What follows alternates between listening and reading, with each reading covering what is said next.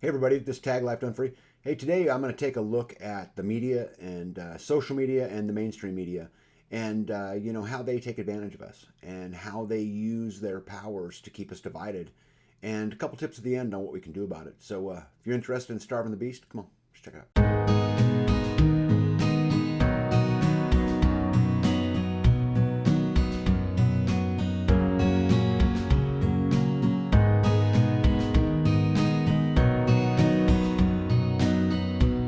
Is it sometimes an appropriate response to reality to go insane?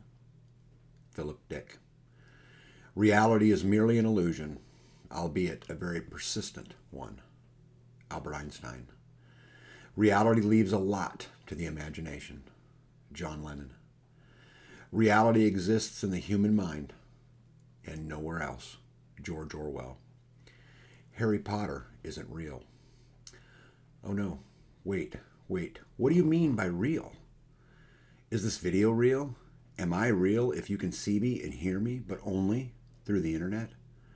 Are you real if I can read your comments, but I don't know who you are, or what your name is, or where you're from, or what you look like, or how old you are? I know all of these things about you. I know all of these things about Harry Potter. Maybe Harry Potter is real, and you're not. John Green. Winston Churchill once said, "A lie gets halfway around the world before the truth can get its pants on." But I couldn't find any evidence he actually said that. I found a study that was done at MIT that said false news spreads 6 times faster than the truth. And I'm going to go ahead and quote that study. We found that falsehood diffuses significantly farther, faster, deeper, and more broadly than the truth in all categories of information, and in many cases, by an order of magnitude. These findings shed new light on fundamental aspects of our online communication ecosystem. Somewhere between surprised and stunned at the different trajectories of true and false news. Moreover, the scholars found, the spread of false information is essentially not due to the bots that are programmed to disseminate inaccurate stories. Instead, false news speeds faster around the internet due to people retweeting inaccurate news items. When we removed all of these bots in our database, the differences between the spread of false and true news stood, unquote. In this alternative reality we call the internet, people can post anything they want. The truth simply doesn't matter. The real question is why? Why does sensationalized news reach so many more people? The answer is quite simple. It's ad revenue. The more clicks, the more money they make. And it's a lot easier to get people to click when you can just make up whatever you want. Newspapers and magazines have died out and been replaced.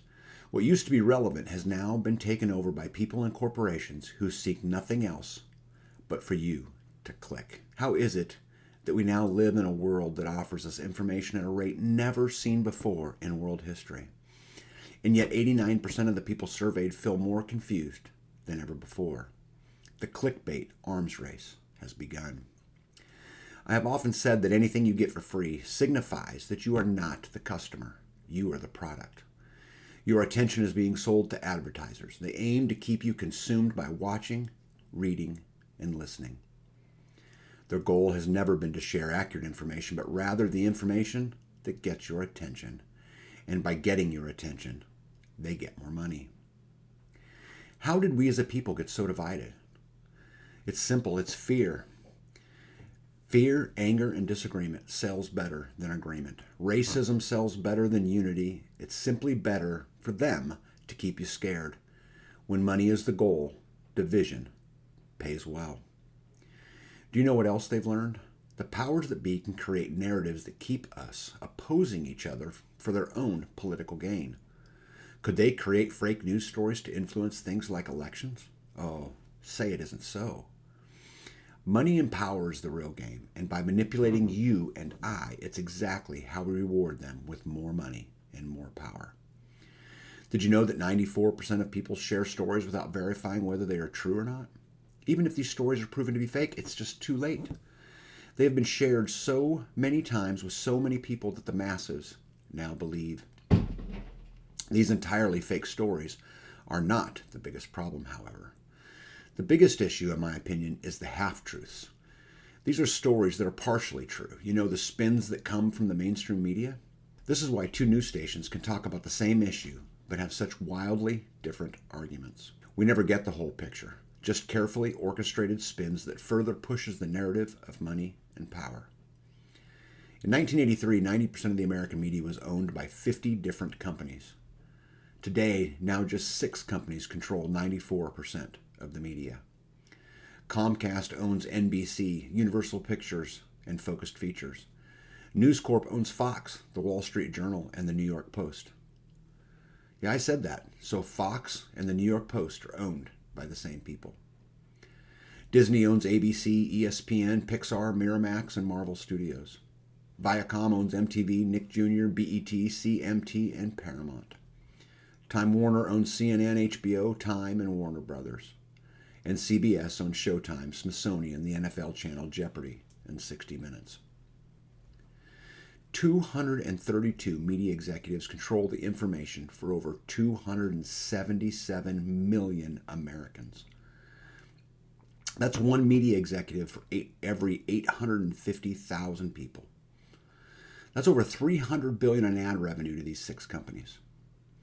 These big 6 had revenues of $7 billion at the box office alone, and that was 100% more than the next 140 studios combined. Did you know that 3,770 companies bring you all your TV entertainment? Did you know that the top 6 bring you over 70% of that? I think you get the point. There is infinite information out there that can fit any narrative.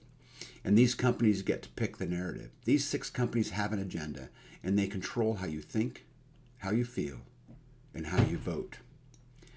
I know that we still want to pretend that we don't fall for that. We get our information from unbiased sources, but we don't. Because unbiased doesn't exist. All of us, including me, have been indoctrinated to one degree or another. We all have our own subconscious biases. The 6-company worldview will always influence what they show you. It's the same with sites that claim to deliver impartial, balanced news. It's still down to a few people who have their own bias who decide what to show. And they will want to focus on the issues important to them. They want to discredit the views and the ideas that they don't agree with.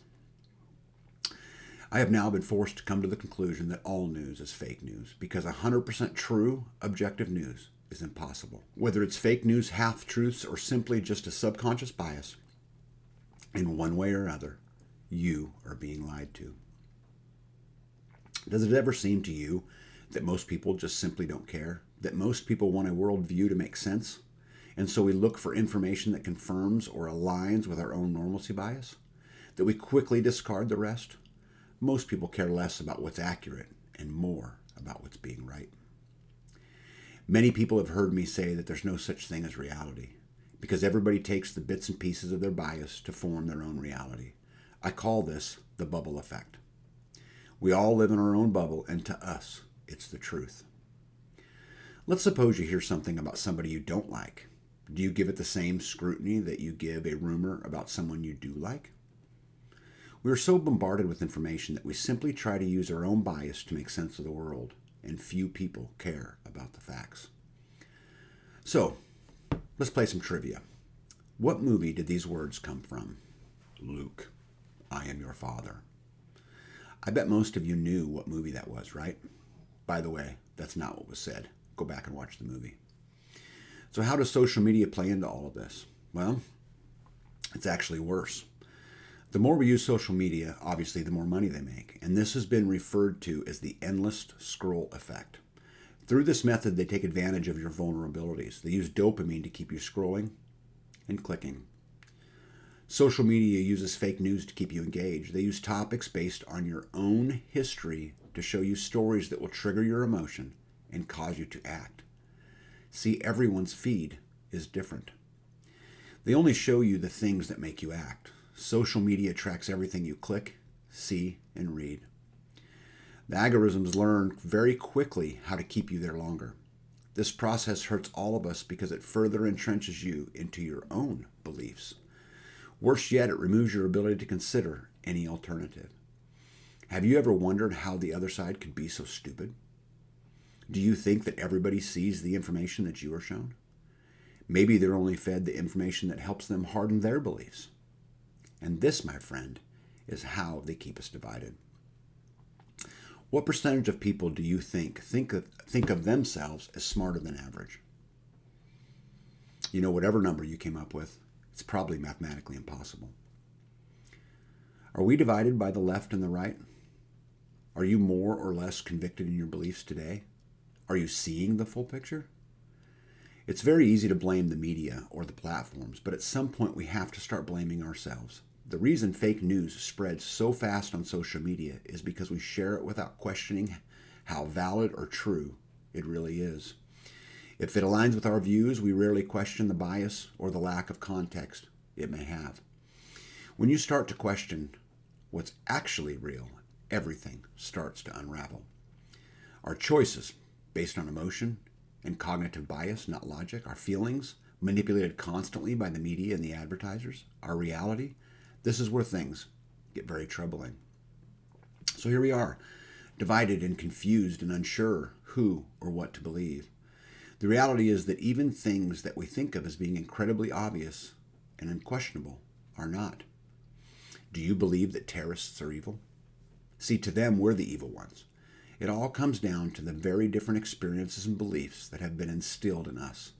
These are our bubbles. We're all just focused on our own half-truths.